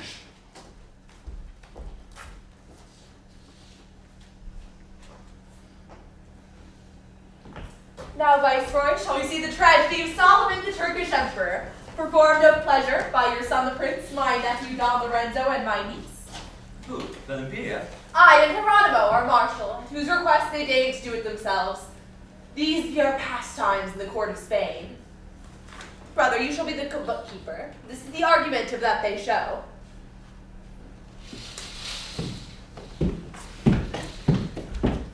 Bashaw, that Rhodes is ours, yields heavens the honor, and holy Mohammed, our sacred prophet. And be thou graced with every excellence that Solomon can give, or thou desire. But thy desert in conquering Rhodes is less than in reserving this fair Christian nymph, Presetta, blissful lamp of excellence, whose eyes compel like powerful adamant the warlike heart of Solomon to wake. See, Viceroy, that is Balthazar, your son, that represents the Emperor Solomon. How well he acts his amorous passion. Aye, Bel-imperia had taught him that. That's because his mind runs all on Bel-imperia. Whatever joy earth betides, heaven yield your majesty. Earth yields no joy without Presetta's love. Let then Presetta on your grace attend. She shall not wait on me, but I on her. Drawn by the influence of her lights, I yield. But let my friend, the Rhodian knight, come forth. Erasto, dearer to my life than me, who may see Presetta, my beloved. Here comes Lorenzo. Look upon the plot, and tell me, brother, what part plays he? Thrice happy is Erasto that thou livest. Rhodes' loss is nothing to Erasto's joy. Sith his Presetta lives, his life survives. Ah, Bashaw, here is love between Erasto and fair Presetta. Remove Erasto, mighty Solomon, and then Presetta will be quickly won. Erasto is my friend, but while he lives, Presetta will never remove her love. Then let not Erasto live to grieve great Solomon.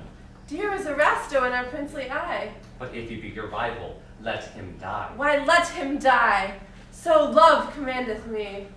But grieve I that Erasto should so die. Erasto, Solomon saluteth thee, and lets thee wit by me his highness will, which is, thou shouldst be thus employed. Aye, me! Erasto! See, Solomon, Erasto's slain! But levit Solomon to comfort thee.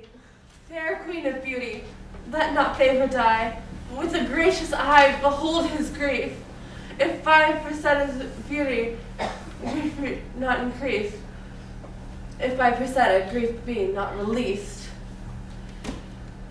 Tyrant, desist soliciting vain suits.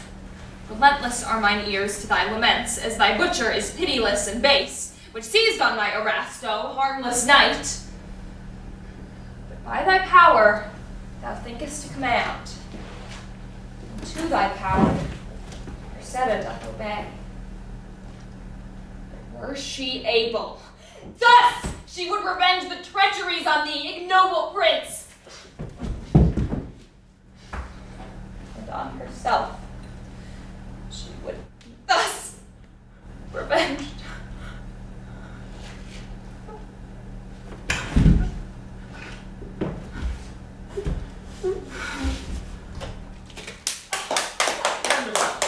Well said, O Marshal. This was bravely done. But Bel-imperia plays Presetta well. Were this in earnest, Bel-imperia, you would be better to my son than so? But now what follows for Hieronimo? Mary, this follows for Hieronimo. Here break we off our sundry languages, and thus conclude I in our vulgar tongue. How do you think, but bootless are your thoughts, that this was fabulously counterfeit? No, princes, no. I am Hieronimo, hopeless father to a hapless son, whose tongue is tuned to tell this latest tale, and not to excuse gross errors in the part. I see. Your looks urge instance of these words. Behold the reason urging me to this. See here my show. Look on this my spectacle. From forth these wounds came breath that gave me life. They murdered me that made these fatal marks. The cause was love, whence grew this mortal hate. The hate, Lorenzo and young Balthazar. The love, my son to Bel-imperia. But night, the cover of accursed crimes, did hush up these traitors' harms and let them leave, for they had sort of leisure to take advantage in my garden plot. They're merciless, they butchered up my dear boy. And grieved I, think you, at this spectacle? Speak, Portuguese, whose lot resembles mine. If thou canst weep for thy Balthazar, 'tis like I wailed for my Horatio. And you, my lord, whose reconciled son marched in a net, and thought himself unseen, and rated me for brain-sick lunacy, with God amend that mad Hieronimo, how can you brook our play's catastrophe? To that end, the bashaw I became, that might revenge me on Lorenzo's life, who was appointed to the part, and was to represent the Knight of Rhodes, that I might kill him more conveniently. So too, Viceroy, was that Balthazar, his son, that Solomon, who Bel-imperia in person of Priscilla murdered, solely appointed to that tragic part, that she might slay him who offended her. But poor Bel-imperia missed her part in this, for though the story saith she should have died, yet I of kindness and of care to her did otherwise determine of her end. But love of him, whom they did hate too much, did urge her resolution to be such. Now, Princess, behold Hieronimo, author and actor in this latest tragedy, bearing his latest fortune in his fist, and will as resolute conclude his part. Now, Princess, urge me no more words. I have no more to say. Oh, hearken, Viceroy. Hold Hieronimo! Brother, my death is a nice doctor slain. We are betrayed. My Balthazar is slain. Hieronimo, do but inform the king of these events. Upon mine honor, thou shalt have no harm. Viceroy, I will not trust thee with my life, which I this day have offered to my son. Accursed wretch, why say'st thou him that was resolved to die? Speak, traitor. Damned, bloody murderer, speak. For now I have thee, I will make thee speak. Why hast thou done this undeserving deed? Why hast thou murdered my Balthazar? Why hast thou butchered both of my children thus? Oh, good words! As dear to me was yours, or yours, or yours, was mine Horatio. My guiltless son was by Lorenzo slain, and by Lorenzo and that Balthazar am I at last revenged at full, upon whose souls may heavens be yet avenged with greater far than these afflictions. But who were thy confederates in this? That was thy daughter, Bel-imperia, for by her hand my Balthazar was slain. I saw her stab him. Why speakest thou not? What lesser liberty can kings afford than harmless silence, than affordeth me? Suffice it, I will not, nor may I not tell thee. Then fetch forth the tortures. Traitor as thou art, I'll make thee tell. Indeed, thou mayest torment me, as his wretched son hath done in murdering my Horatio. Never shalt thou force me to reveal the thing which I have vowed inviolate. And therefore, despite thy threats, ease to their deaths and plead with my revenge. First take my tongue and afterward my heart.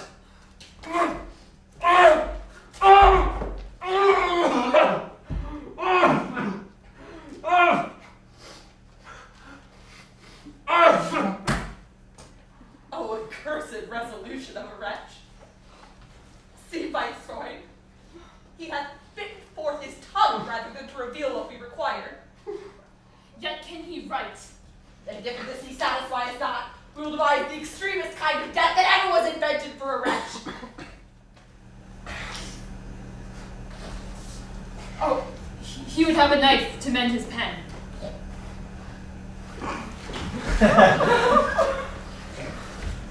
Run, and advise thee that thou write the truth.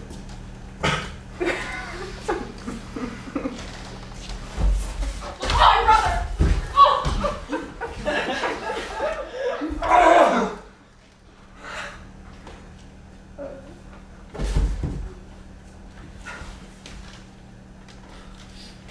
What age hath ever heard such monstrous deeds?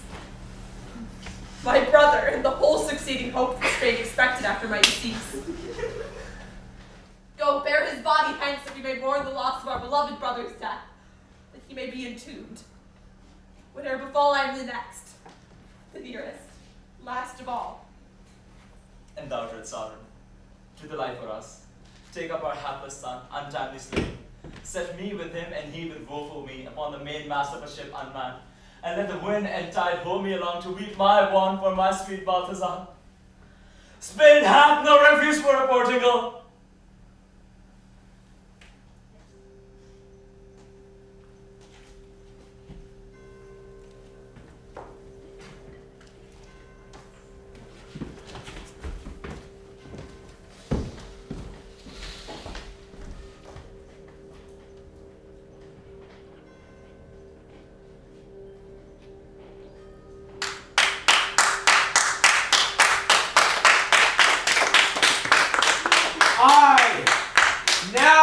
blows have ended their effects when blood and sorrow finish my desires.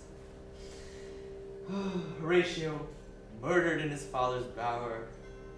Vile Serberine by Pedringano slain. Pedringano hanged by quaint device. Fair Isabella by herself misdone. Balthazar by Bel-imperia stabbed. The Duke of Castile and his wicked son both done to death by Hieronimo. My Bel-imperia fallen as Dido fell. And old Hieronimo slain by himself. These were spectacles to please my soul. I may consort my friends in pleasing sorted. On my foes work just and sharp revenge. I'll lead my friend Horatio through those fields where never-ending wars are endured. I'll lead fair Isabella to that train where pity weeps but never feeleth pain. I'll lead my Bel-imperia to those joys that sweet virgins and fair queens possess. And I'll lead Hieronimo to where Orpheus plays, bringing pleasure to eternal days. But speak, revenge, for thou must help or none. Against the rest how shall my hate be showed? This hand shall hell them down to deepest hell, where none but furies, bugs, and tortures dwell. Then, sweet revenge, do this at my request. Let me be judge and doom them to unrest. Let them be dragged through boiling Akron, and there live dying still in endless flame, cursing gods and all their holy names. Then haste we down to meet thy friends and foes, to place thy friends in ease, the rest in woes. For here though death hath end their misery, I'll there begin their endless tragedy.